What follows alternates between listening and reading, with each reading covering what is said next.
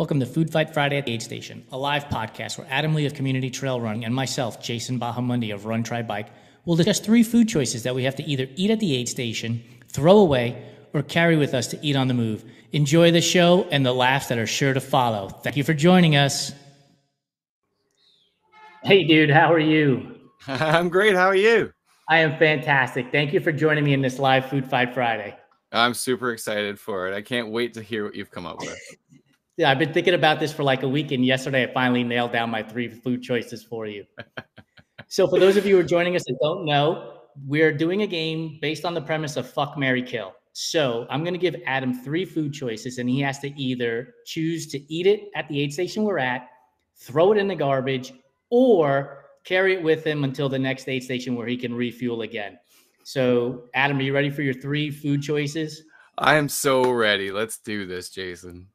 Option 1 is a bowl of sauerkraut. Option 2 is a bowl of baked beans. And option 3 is a 2-day-old baguette. And before you ask, no, you cannot dip the baguette into the baked beans to soften it. A 2-day-old baguette. No, like, is this a baguette from like my local bakery, or is it like the shitty grocery store 2-day-old baguette? Because that's like, that's prime time. Grocery store baguette, dude. Okay. That's like fresh. That's as fresh as it gets at the No Frills around here. You know what I'm saying? Okay. It's like a baseball bat after 2 days. So that's good for wildlife too. I'm taking the baguette with me because if I run into a fucking cougar or some shit, I got something on me. So that's going in the pack. What do I eat right away? I think also for the competitive spirit, I'm eating the beans. Because as soon as I get on the trail, I'm going to create space if I've had beans. That's for sure. I'm going to be gassy. There's not going to be anyone that's going to want to be near me. And either they'll run too fast and they'll blow themselves up, or they'll have to hang way the hell back because they'll have to hang way the hell back. And I guess that means I'm killing the sauerkraut, which if I had like a sausage with me, then it might be changing up, right? Like that graphic you have or whatever. I need the sauerkraut on my hot dog or whatever for sure. But just on its own, yeah, I think I'm giving that back to you at the aid station. I got to tell you, like sauerkraut at first, I was like, yeah, I think I might eat that. You know, the whole probiotics thing, it might help your gut as you're going through miles 60 to 100. But then I'm like, there's no way. I'd be burping that shit up all the rest of the way. It would be awful. No matter what, it's going to be a gassy nightmare. The baked beans would be hard, dude. I mean, I guess at the end of the day, if you're on a long trail run or a long ultra you're racing, you know you're pooping in the woods anyway. So this is just going to help with that scenario. So yeah, eating it immediately. Just lean into it, you know, pull up some chair, maybe even get a little campfire going, like get the whole thing going. You know, I wonder if I would have changed if I would have set up the scenario to be like, it's 104 degrees out. You're at mile 70 and you show up to this aid station and you're just totally wiped out. And you're like, what the hell am I going to eat here?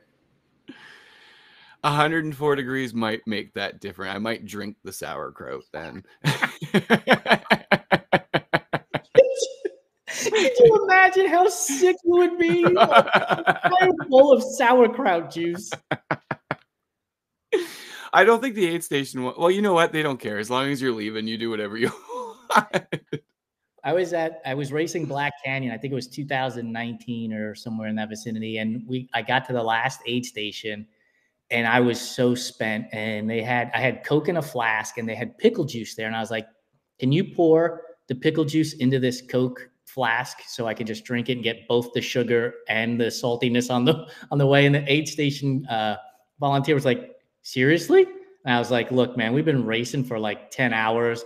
Nothing makes sense anymore. Just pour it in there and let's get going. Barkeep.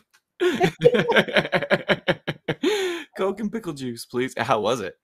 It was fantastic until about, 30 minutes later. And I was just burping constantly. And each burp, one would be Coke, but like, flat old Coke. And the other one would be pickle juice. It was terrible after a while. Yeah, it's pretty gross. I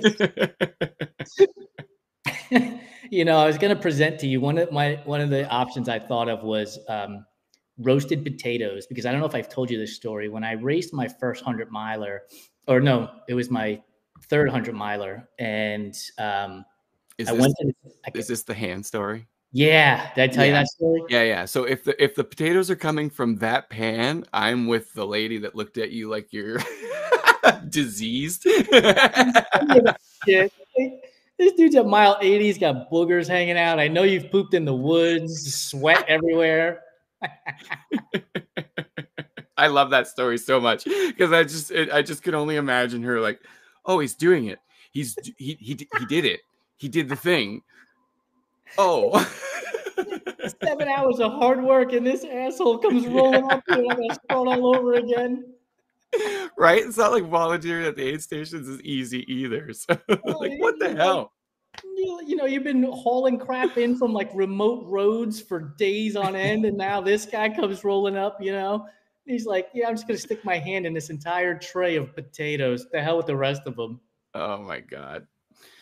The one thing I didn't present to you, though, and I don't know if it would have changed the option, because I do think the idea of the baguette as a bat is a really smart move. But like, how would you carry a bowl of baked beans or a bowl of sauerkraut to the next aid station? I think you're just like you're cruising, you know, like you're gonna just take your time, like taking some sights.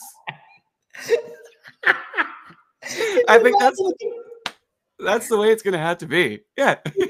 The competitor's running next to you, and you're just like, yeah, look at me and my baked beans.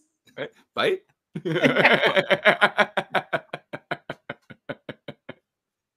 I can't even begin to imagine what that would look like.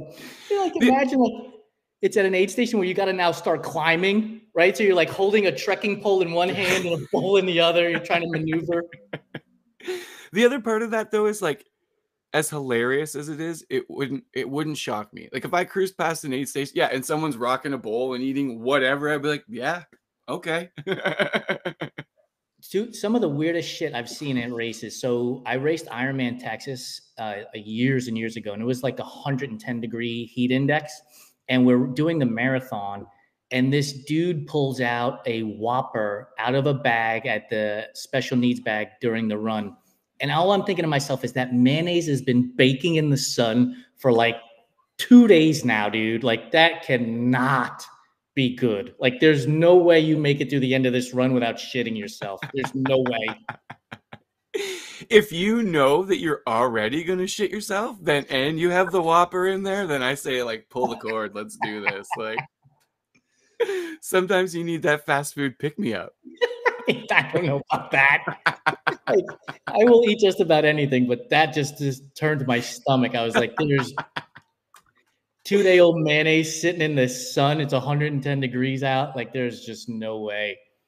I used to have an iron gut, and now I have nothing even remotely close to that, but I still have this like weird hang up. Like, it'll be fine. But that's the difference between like road running and being in an Ironman, right? Where like you have to find a porta potty, whereas you're in the woods during an ultra. You're like, okay, here we go. I'll bring my baguette bat and fight off the cougars while I'm going. Yeah. Right? Or maybe I'll snack with them. Like, yeah, we could check. Feed it to the raccoons as you're going to the potty at the same time. Yeah, exactly. Maybe take some birds with you along the way. You can make friends, you can defend yourself, and you can eat it. The baguette becomes a very useful. And if your trekking pole snaps, you might be able to use it for that along the way too. Yeah. You've given us a very useful tool there, and I appreciate that.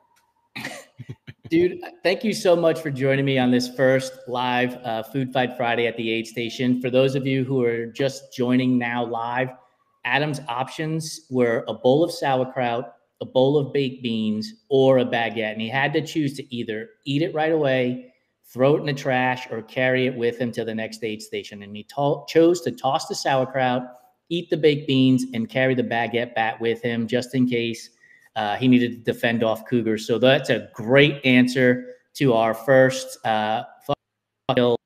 live Food Fight Friday at the aid station.